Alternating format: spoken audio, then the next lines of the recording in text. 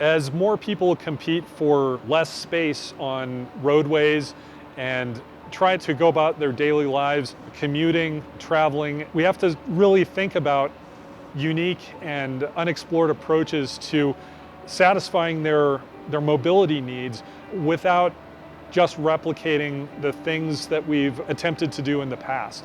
It really requires a new approach to re-envisioning and reimagining what urban mobility and travel in the city will look like.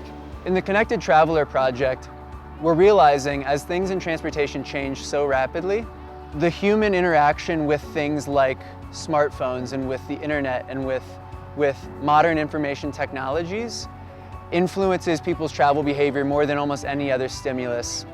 A transportation behavior analyst makes sure that the human element in transportation is considered. Thinking about all of the decision processes and possible places where people might choose one form of transportation over another is part of understanding the bigger overall transportation picture.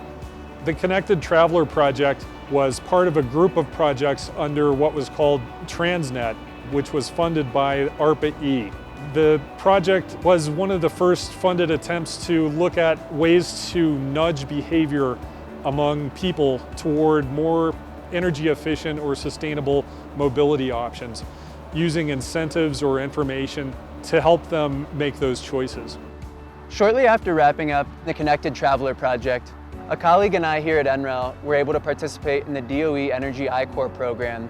In I-Corps, we spent 2 months learning about viable pathways to market. We talked to over 100 potential customers, and thanks to ARPA-E plus the I-Corps program, we've identified a lot of potential commercial applications and also uncovered new areas to develop the tool and new capabilities to add that would make the tool more attractive for commercialization.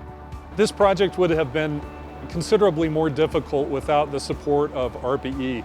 It falls within kind of a high risk, high reward, at least potential reward type of project that other organizations may not have been as interested in funding. However, with ARPA-E funding, we achieved a fair amount of success with the project, and it's grown into a range of tools that are used in other research work.